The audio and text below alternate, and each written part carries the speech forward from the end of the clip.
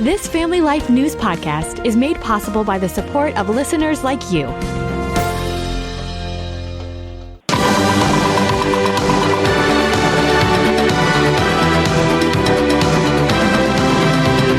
This is Capital Connection. Fridays during the Noon Report, we give you direct connection to all that's happening in Albany and Harrisburg with the experts on the issues at the state capitals. They are Jason McGuire with New York Families and Michael Geer at the Pennsylvania Family Institute. Guys, we've got so much to discuss this week, but before we get into it, just want to say welcome back, Mr. McGuire. I almost said welcome back, Cotter. But Jason, great to have you back on the program from cancer treatment. We missed you, buddy. Hey, it's good to be back. I've missed doing it and love radio, love working with you, and excited to be back on the airwaves with you. Well, we've got a lot to discuss. We'll begin with the New York State budget. It is due next week. Last year's was the latest in 15 years. A lot of folks, Jason, are predicting this will be late as well. What are the issues that are going to be holding up the budget this year? Yeah, I was in the Capitol yesterday. I was talking to a couple of reporters, and we're probably looking at maybe even mid-May budget at this point, but certainly late April. There's a lot of things holding it up. I mean, the governor is trying to cut deals on pulling back some of the climate regulations that were implemented some years ago that just are not something she can meet. And so she's trying to really walk that back in an election year. There's a desire to try to work on some immigration issues. And then, of course, there's always taxation issues. You know, we have this enormous budget. There is an enormous deficit in Buffalo and in New York City and their local budgets. And so there's a push to maybe raise taxes on all New Yorkers to bail out some of those big cities. So a lot of issues are coming up in this year's budget. Yeah, when you're spending $270 billion, it does raise a few issues. Big news out of Harrisburg, Michael. The House Democrats advancing this effort to redefine marriage in the Commonwealth, but they didn't do it alone. 26 Republicans supporting this bill, House Bill 1800. Are you surprised that many Republicans voted for this? And what does this legislation do exactly? Well, surprised and dismayed, to put it bluntly. We're hopeful the Pennsylvania Republican Senate will not take this legislation up, so it's not going to become law. What the bill does is just redefines marriage here in Pennsylvania. I know we have the Supreme Court case in Obergefell that says same-sex marriage is okay, but Pennsylvania had a law on the books that said marriage is a union of one man and one woman. It codifies that institution, and we think it's a terrible thing that they would move to repeal it. And part of the reason that the Democrats are doing that is to benefit their LGBT base. They won't do girls' sports, etc., all because of that very powerful base, despite what the people of Pennsylvania really want. Yeah, and they didn't take up the Fairness Act, which is good news. We've been fighting that for years, and they didn't vote on that this year. So we'll keep an eye on that one. Jason, I want to head back to Albany. Governor Hochul has earmarked $20 million for what's called the Supplemental Abortion Provider Support Fund. What exactly is that, and why should pro-lifers be concerned about that? Yeah, you know, in New York and across the nation, you're seeing more and more dollars being given towards the pill abortions rather than the surgical abortions. And so we have the governor that is now committing another $20 million towards those abortion pills as grant funding. And essentially, this is a bailout for big abortion or a bailout for Planned Parenthood. They are doing worse, if you will, at the federal level. And so there are states like New York that are now pouring tens of millions of dollars into Planned Parenthood to prop them up. That's a real problem that every pro-life New Yorker should be aware of when they go to vote this November. Yeah. Philadelphia abortionist Dr. Kermit Gosnell died this week in prison, Michael. That's a name that Pennsylvanians won't soon forget. His house of horrors and the legislation that came as a result of that.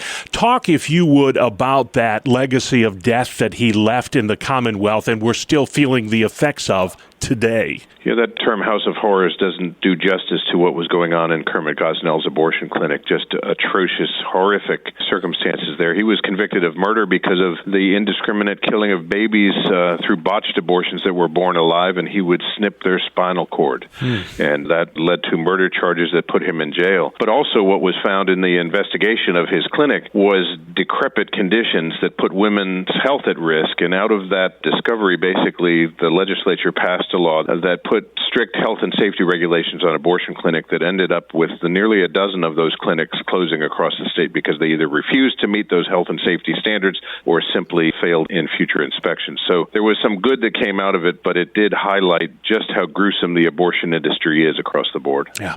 Talking education next, Jason, and you're writing about this on your website. We'll give the address at the end. The Freedom to Read Act. On the surface, that sounds like a good idea, but you dig a little deeper, Jason, you're urging New Yorkers to call their elected representatives now and urge them to vote no on this. How come? Yeah, the better the bill sounds, often the worse it is, and this is another case of that. I mean, who is opposed to the freedom to read, right? Yeah. But this bill would actually deal with the problems that parents have been having with many of the books that are found in school libraries. Many of those are things that kids should not be involved in reading or seeing about, certainly in a school. This bill, though it was vetoed last year, it has come back with a vengeance. It has been amended, and it is worse than it was last year. If parents object to books that are found in school libraries under this bill, there'd be a review committee, and only one of the members of that committee would be a parent. 3 others would be school personnel. They'll be outvoted in every issue. Yeah. In addition to that, there's a concern that the language says the library materials that are being protested may be restricted to age-appropriate grade levels. There is no mandate.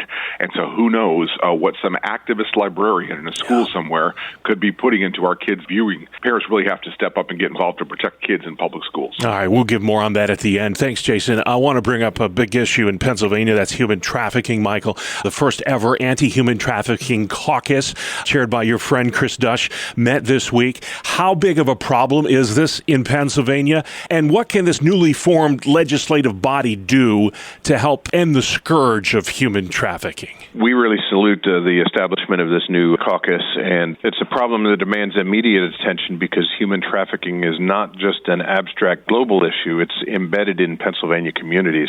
The National Human Trafficking Hotline ranks the Commonwealth here in Pennsylvania as among the highest in reported cases. The crime of sex trafficking generates more than $150 billion a year worldwide, exploiting women and children. So it's a scourge. That was the word that I kept hearing at that press conference with Chris Dush and others, Clint Owlett, talking about the scourge of sex trafficking, and we're glad that they're working diligently to do something about it. Awesome. Quickly moving on, Jason, legislation in the Congress, the Chloe Cole Act. We've talked about this courageous young lady many times on this program, but somebody might be listening today and says, who is Chloe Cole? And why should people support the Chloe Cole Act? How does that impact the state of New York? Yeah, Chloe Cole has become perhaps the most well-known detransitioner. She did suffer from gender dysphoria. She underwent a medically unnecessary removal of her breasts at age 15.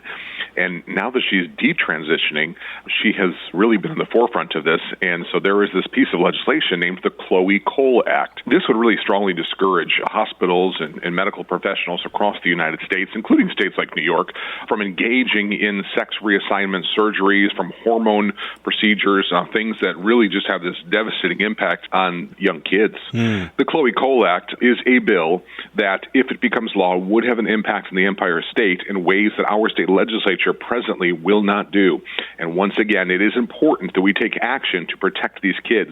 Yeah. We already have upwards of 14,000 young people nationwide that are subjected to these barbaric treatments, and it needs to end. All right. Finally, we want to talk about elections. Big issue, election year, of course. A Republican State Senator Chris Gebhard made a push this week, Michael, for voter ID. He argues this doesn't suppress the vote, it protects the vote.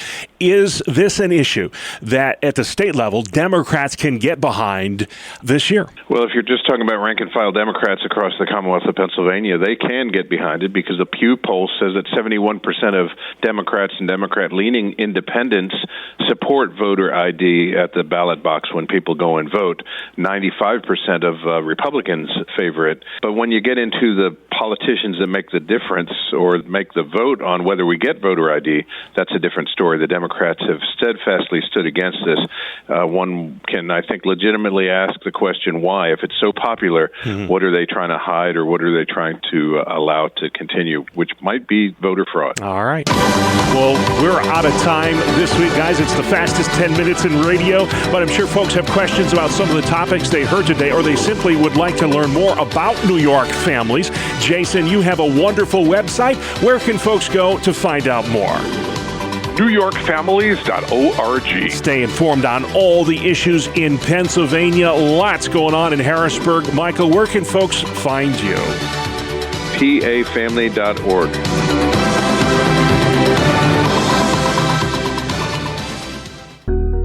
Thank you for listening to this Family Life News podcast. If you've been encouraged by what you've heard, please share it with others and click the subscribe button to automatically receive future episodes. Family Life is a listener-supported ministry. Podcasts like this are made possible by your financial partnership. Find out more at familylife.org.